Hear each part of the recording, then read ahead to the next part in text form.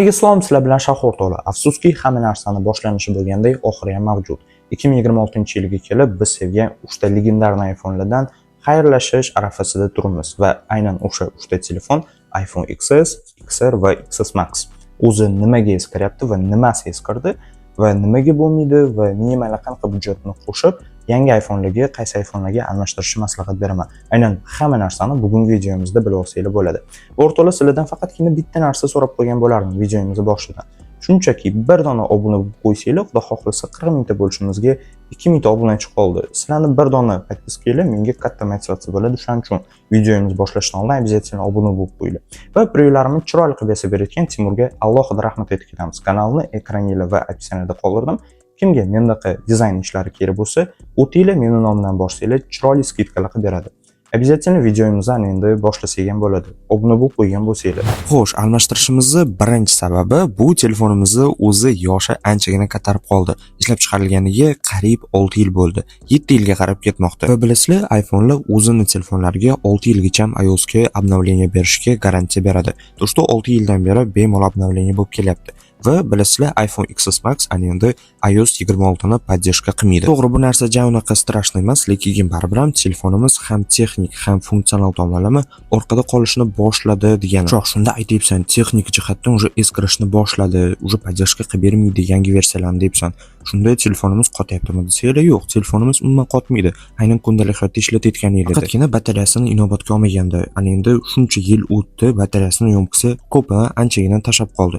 Shuning uchun ham bitta batareyasini almashtirib olsanglar bo'ldi, muammoinglar hal. Shoh, kundalik hayotda tuppa-tuzuk ishlarga nimaga hammaga vohima qilib almashtiringlar deyapsan desanglar, da, bu savolinglar ham to'g'ri. To'g'ri, hamma ham almashtirish shart emas o'rtoqlar. Kimlar almashtirish kerak emas. Agarda sizlar faqatgina kundalik hayot uchun shu YouTube, Instagram, Telegram o'qish uchun va kelajakda telefonni umuman sotish niyatinglar bo'lmasa yoki sotganinglarda ham qanaqadir ko'p pul talab qilmasanglar, da, haligacha bemalol o'zingizlarning maqsadingizda ishlatib yursanglar bo'ladi va lично o'zim ham shunaqa qilgan bo'lardim va o'zim XS Max'imni ham haligacha sotmaganman, shunchaki turibdi. Agarda sizlar ham kundalik hayot uchun, o'qish uchun va o'yinlar o'ynash uchun ham va sotganingizda yaxshiroq narxda sotish maqsadingizlar bo'lsa, aynan hozir almashtirib olishinglarni maslahat beraman. Aynan hozirgi paytdan boshlab telefonimizning narxi va holati ham tushishni boshlaydi. Shuning uchun ham hozir almashtirib olsanglar, bo'limini yaxshiroq narxga sotasizlar. O'yinlarda keladigan bo'lsak, o'yinlarda 60 FPS sochadi bilasizlar va oddiygina public o'ynasanglar, hozirgi kunda hozircha bo'limini normal ishlayapti. Turnirlarda bo'lsa, bu fikrimni to'g'risi ayta olmayman, chunki turnirlarda yaxshigina laglar kuzatiladi. Agarda pamyati kichkinaroq bo'lsa, yana ham yomonlashadi va borgan sari protsessorning kuchini yo'qotishi bilan publiklarda ham даже laglarni his qilishni boshlaysiz. Va shaxsan o'zim ham yaqingacha iPhone XS Max ishlatganman va ko'rib turgan turnirlardagi barcha mana shu o'yinlarni ham iPhone XS Max o'ynaganman. Bo'lmasam qanaqasiga qotmasdan maza qilib o'ynagansan desanglar, kelinglar sizlarga ozgina foydali reklama aytib ketaman. Qaranglar, o'sha paytlari men TDM turnirlarga ham, klassika turnirlarga ham bemalol qatnashish uchun telefonimni sun'iy ravishda 90 FPS qilganman. Optimizatsiya va zalyot oshirib berish uchun AMK ham o'rnatganman va professional nastroyka boshidan oxirigacha qilib chiqqanman. Va bu narsalarning hammasini sizlar ham bemalol qildirsanglar bo'ladi. Eng asosiysi arzon narxlarda. Meni Telegram kanalimga shunday o't olsanglar, Telegram kanalimda barcha ma'lumotlar berilgan, lichkamni qoldirganman, servislarning narxini tashab qo'yganman. Bemalol o'tib tanishib olsanglar bo'ladi. O'zi bu narsani nimaga har doim reklama qilib hammaga tavsiya qilaman? Chunki bu narsa realni ishlab beradi va juda ham ko'pchilikda hozirgi kunda hammada ham kuchli device yo'q va aynan mana shu kuchsiz devicelarni zo'r ishlab berishiga men yordam berishni xohlayman. Ana endi kelinglar, aynan mana shu telefonlarimizni qaysi telefonga va qanaqa budjet qo'shib sotib olishni hozir boshidan oxirigacha tushuntirib beraman. Xo'p o'rtoqlar, ana endi kelinglar telefoninglarni almashtirib olamiz budjetinglarga qarab. Xo'p, sizlarga birinchi maslahat bera oladiganim eng kichkinasi iPhone 11 Pro Max dan boshlanglar almashtirishni.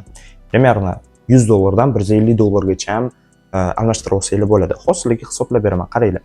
Mana masalan, iPhone XS, XR, XS Max telefonlarimizni narxlariga osishiga ham, tushishiga ham unaqa katta ta'siri bo'lmadi. Bilasizlar, hozir yangi seriyadagi iPhone'larni aynan 13 seriyadan boshlab juda ham narxlari qimmatlashib ketgan. Lekin ungacha ham ancha-muncha narxlari o'zgargani yo'q, o'sha deyarli turibdi. Shuning uchun o'rtoqlar, bemalol iPhone XS ila bo'ladimi, XS Max ila bo'ladimi, XR ila bo'ladimi, sotinglar, normal narxda sotinglar-da. Примерно $100 dan $150 qo'shsanglar, может plus-minus $20-30 farq bo'lishi mumkin. Nimaga? Chunki viloyat har xil viloyatlarda har xil narx ba'zilarida arzon, ba'zilarida qimmatroq. Shuning uchun ham 100-150 dan plus minus viloyatiga qarab 30-20 dollar qo'shilishi mumkin. Aynan shu atrofda bemalol 11 Pro Max'ni sotib olsanglar bo'ladi. Birinchidan OLED display, batareyasi hali ancha zo'r ishlatilgan holatlari juda ham ko'p. Telefonning holati ham va batareyasi ham bemalol 85 plus yo'nqisligilarni juda ham ko'p topsanglar bo'ladi. Haligacha ham mavjud, bemalol sotiladi. O'shalarni olsanglar bemalol 1 yil, 2 yil mazza qilib ishlatib yurasizlar, даже 2,5 yil.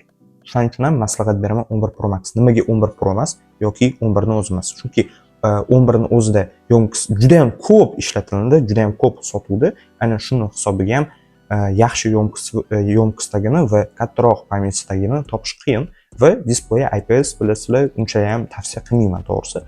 11 Pro birinchidan to'g'ri, unaqa ko'p sotilmaydi. Yaxshi holatlarini topish mumkin, lekin birinchidan har doim yomon ko'radigan narsam 11 Pro'larda yo'nqisi balandlari bo'ladi, lekin pamyati balandlari bo'lmaydi. 256 talik, vechni prям 64 talik yo'q, 128 taliklarni ko'raman. Shuning uchun maslahatim o'rtoqlar, barato'la 11 Pro Max olinglar. Birinchidan OLED display, katta telefon, maza qilib ishlatasizlar va batareyasi ham katta. Kuni bo'yiga bemalol yetib beradi. 11 Pro ni olib batareyasi kichkina, bir har 5 minutda zaryadga qo'ymaysizlar, to'g'rimi?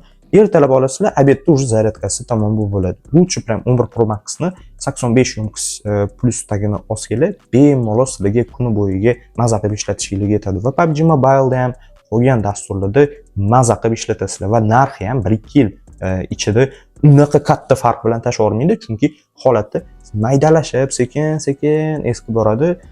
Yaxshi holatlari juda ham ko'p. Shuni hisobiga ham 11 Pro Max где-то 100 dan 150 dollargacha bemalol qo'shsanglar, olsanglar bo'ladi. Sizlarga tavsiyam aynan mana shu eng past budjetdagi. Ana endi aytaylik, sizlarda o'rtacha budjet bor o'rtoqlar va taxmin qilayotgan bo'lsanglar kerak, shu o'rtacha budjetga 12-seriyani 12 Pro bilan Maxni maslahat bersa kerak deb turgan bo'lsanglar, yo'q o'rtoqlar. Fikrim umuman boshqacha.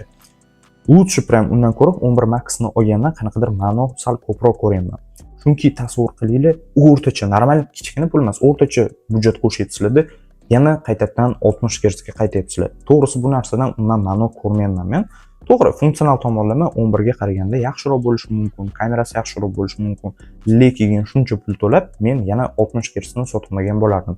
Lutchi o'rtacha budjetga men 13 Pro bilan Maxni qo'ygan bo'lardim. To'g'ri o'rtoqlar. Bundan oldingacha ham o'rtacha budjet aynan 13-seriya bo'lib turgandi, lekin narxi 5 dan oshib ketdi. 100 dollargacha ham, 150 dollargacha ham farq bo'lyapti. Hozir 13 Pro'larda yaxshi holatlari 530 dan 550 dollargacha ham sotilyapti, ba'zilarida 560 va 13 Max ham aynan shunaqa 630 dan 660, 650 gacha ham sotilyapti. To'g'ri, kichkina summa emas, 400 dan 500 dollargacha ham qo'shishinglar kerak hisoblanadi. Nima desa bo'ladi? Men shuncha pul to'lab turib, yana 60 Hz ga undan qaytmagan bo'lardim va bu narsa lichni o'zimning fikrim. Va sizlarga ham aynan mana shu narsani maslahat beraman. Agarda yo'q, men уже unaqa 400-500 qo'sha olmayman shoh desanglar, 11 Maxni bosib qo'yaveringlar. Qolgan pulinglarni yig'ib o'sha nima desa bo'ladi, barato'la 13 ga yoki 14-seriyaga o'tsanglar bo'ladi, 11 Maxni ishlatib turib. O'sha 1 yil, 2 yil davomida bemalol pul yig'ib qo'ysanglar bo'ladi. Bu narsa albatta o'rtoqlar, sizlar majbur emaslar. Agarda sizlarda budjet umuman bo'lmasa, sizlar sotib almashtirish, nima desa bo'ladi, majbur emaslar. Agarda budjetinglar bo'lib turib, bu narsani nima desa bo'ladi, almashtirsanglar yaxshiroq. Birinchidan o'zingizlarning qulayligiga ham, o'zingizlarning misol uchun o'qishinglar, boshqa narsaga ham. Yana endi hamma telefonni har xil maqsadda ishlatadi. Endi vaqti kelib, o'zingizlarning maqsadingizga qarab almashtirish to'g'ri fikr deb hisoblayman. Aynan o'rta budjetga aytdim sizlarga 13 yoki 14 seriyani maslahat beraman. Agarda уже qimmat, farqi yo'q puldan men yig'ib qo'yganman desanglar, keyin bosdi barato'lasiga 17 ga sakrab qo'yganingiz yaxshi yoki 16 ga.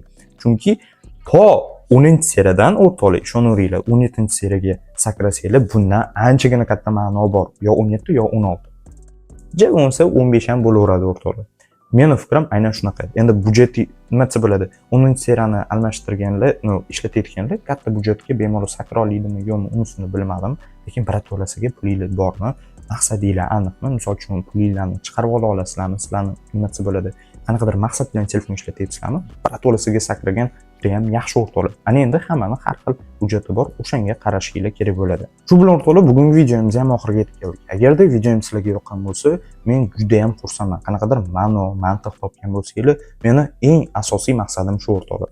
Har doimgidek o'zingizlarni ehtiyot qilinglar, joningiz sog' bo'lsin, hech qachon harakatdan to'xtamanglar. Xudo xohlasa, keyingi videolarimizda ham shunaqa gaplashib, obzorlar qilib o'tirish nasib qilsin.